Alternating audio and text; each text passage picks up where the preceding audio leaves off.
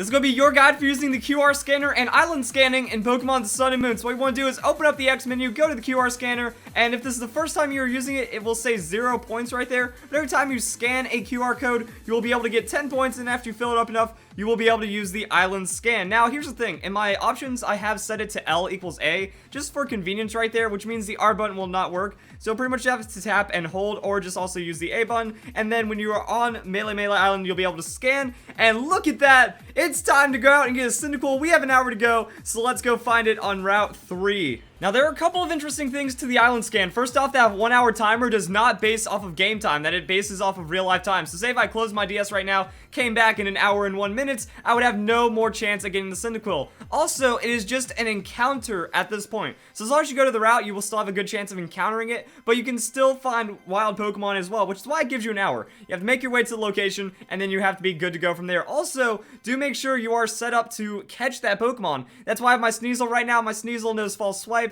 and since it is a low-level Pokemon on Melee Island, I'll be able to go and False Swipe it down. So eventually, I will run into the Cyndaquil. So I'm happy for this one. Cyndaquil is my favorite evolutionary line, and Typhlosion is my second favorite Pokemon. So we're going to see what happens right now. All I pretty much do, if I use False Swipe, and then I'll be able to... Actually, I could probably throw in a Quick Ball and had a really good chance of catching the Cyndaquil as well. So that's pretty much it. It's just a normal Pokemon capture after that. But there is an awesome list of Pokemon that you can receive. So let me go and finish up this battle, and then we'll get right into it. So right here on Serperior, you can find a list of island scannable Pokemon, and it's pretty much by island by day. So as you can see right here, Melee Island, Wednesday, Friday, Sunday, Monday, Thursday, Saturday, and Tuesday. And depending on what day and what island you scan on, it will scan the whole island. It'll tell you which route to go to, and then that will be where you find that Pokemon on that day. So I've already burned through Melee Island for today, and then we can see what we'll find on other days in other areas. So the Gothita is on Akala Island today for Sunday.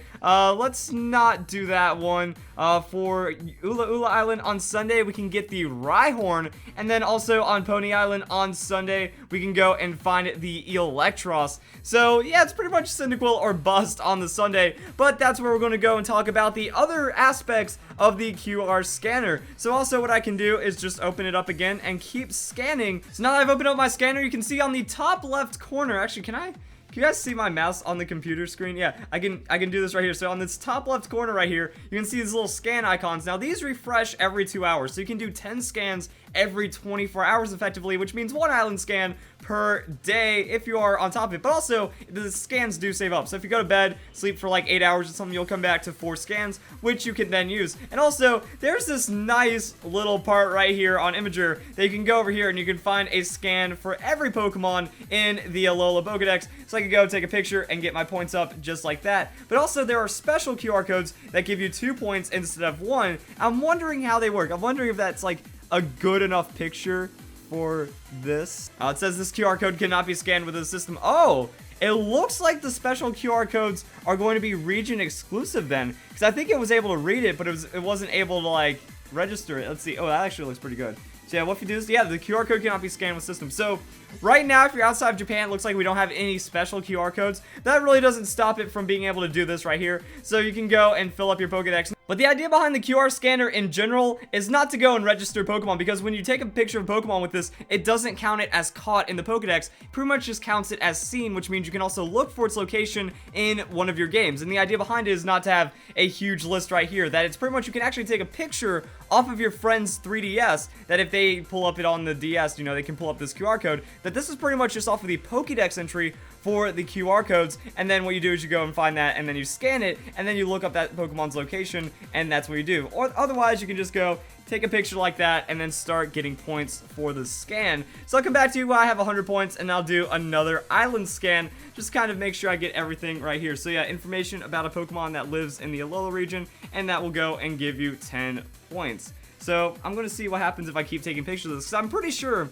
if you keep doing the same Pokemon over and over, it still adds up. So yeah, the information right there, that'll be 20 points. And if I go and take a picture of Ladian again, oh yes, this QR code has already been scanned. That's why we have the shiny Pokemon. And we also have like all of the other stuff. So we have male and female Ladian. So we can take a shiny picture of that one and then still get it good. So pretty much you'll eventually run out of scans, it seems like, but at the same time, it's going to take a very long time, and as long as you're just doing this every day for 4 weeks, then you'll be able to get all of the Pokemon that you can get through this method. And also, when you think about it, there's still, like, trading and stuff that you can do as well. So, yeah, now I'm just back on Serperior, so let's go and transition the screen once again. There we go. The idea is you can trade with friends, or you can go on certain days for certain Pokemon. I mean, check this out right there. The Togekiss on Pony Island on Tuesday. That's going to be pretty awesome right there. Serperior, Emboar, Samurott. So you can get some starter Pokemon from the 5th generation and the 2nd generation through this method as well. The Axew is going to be a good Pokemon. The Honedge on Wednesday. So pretty much you can go through this list and like kind of make notes on what Pokemon you want to get for what days. Chandelure is pretty competitive. Cyndaquil, Totodile, Chikorita, having all those starters will be pretty good.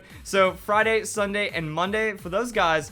And I wonder what the overlap is for Serperior and Emboar Thursday, Saturday, and Friday. So pretty much you can go Thursday, Saturday, Friday, Sunday, Monday, and then you only have to worry about the decision between Samurott or the Chikorita. So whichever one you're more of a fan of, that'll be good. And then on Wednesday you can go and pick up a Honedge or something. Then on Tuesday you can grab yourself a Togekiss. So that's pretty much how the scanner is going to work in that regard.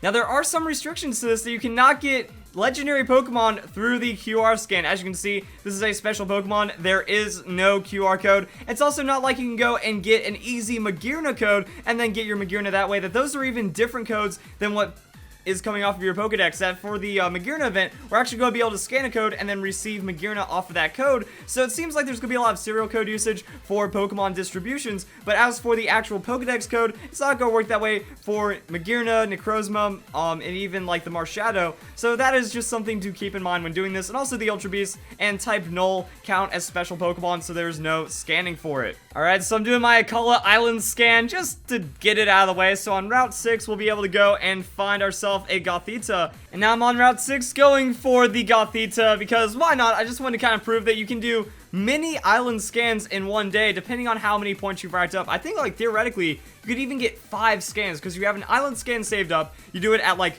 midnight or just at that very start of the day, and then like you go for the other special codes. So unfortunately we do not have the special codes yet, but if there was enough special codes to where you could scan like 20 special codes in a day, then that means we could get 2 points per, we can get 2 per 10 times 2, and then we'd end up with like 5 island scans in one day. Now that actually seems like too much because you get there's only 4 islands to scan and the Pokemon don't change by day, but it shows that we can also keep an extra one into the next day and then do 2 island scans then. So you can actually fill up your island scans pretty quick and get all of these exclusive Pokemon. Now, since we cannot use codes over and over again, it would be limited by how many special QR codes you get access to. But it just kind of shows that, yeah, if you're doing it right, you could even get 3 Pokemon island scans off of just like timing it really awkwardly. Like if you wanted to skip a day, like what I could have done is I could have skipped Gothita for the day, come back in 20 hours and then do it at the beginning of the day and then keep scanning. So it is actually still possible to get Chikorita and also Samurott in the same day. So actually that does mean it is possible to get 2 Pokemon in one day and maybe even more than that. So yeah, the Chikorita and the Samurott is a little bit of a challenge right there. If you just want the starter Pokemon and you don't want to wait a week, well then also use some like just plan ahead. Then make sure you have an extra scan available, or at least start very early. That once that 20 hours is up, start scanning immediately. Try to aim for it near the beginning of the day or something, and then you can also get your other scans for that day, fill it up later, and then go for the Chikorita. Now, I'm not encouraging you to stay up all night, especially on a school night, because yeah, that'd be like Friday morning into Friday evening. And also, you don't even need to save up full island scans, that your points do carry over from day to day. So if you already have 30 points one day, you go and scan 7, you let some of that refresh, and then you can go and pick up the other 10 or something, then that will let you get enough scans to be able to get 2 Pokemon in one day. And then the optimization is like 3 to 5 or something ridiculous like that. Maybe also use the special QR codes for days that you want to get extra Pokemon. Like what else is on Wednesday? So I mean, we have the Honedge, which is a pretty awesome Pokemon to get on the Wednesday. The Horsey, maybe someone would want one of those. And then we also have the Leavanny. So if you want more than one Pokemon, just kind of plan ahead for it, and then you should be good to go right there. Also, I did want to go into the Pokedex and then show you guys how to actually get a QR code for yourself. It's actually not difficult at all. You just go to one of the Pokemon that you have caught already, and then you just go in there, and then boom, you hit X, and that will be the QR code, just like that. Now, I'm actually wondering if it has to be a Pokemon you've caught or just a Pokemon that you've seen. So I've seen the Gumshoes, and yeah, you have to catch the Pokemon to be able to have the QR code. So it's not like you can scan a QR code and then use that to give other people QR codes to scan, but it's actually pretty neat how it just, like, goes on your 3DS. It reminds me a lot of what you had with, Pokemon Omega Ruby and Alpha Sapphire with, like, the secret base scanning. That's like, oh, you could just take a picture or take a screenshot of your DS, and then that's going to be enough to share your secret bases with everyone. Well, now, instead of sharing secret bases, we're going to be sharing Pokemon, and then that's how you do island scans to get more Pokemon, and then also just find the location of Pokemon that you have scanned but not caught. So, if you guys enjoyed the video, mostly this is just going to be awesomeness about getting some rare Pokemon that don't naturally occur in the Alola region. It's kind of like pre-Pokebank stuff, so you can start working on that Serperior, you can start working on those other Pokemon until then, and then that'd be pretty awesome to go. So if you guys enjoyed the video, hope you all have a nice day. Thank you very much for watching.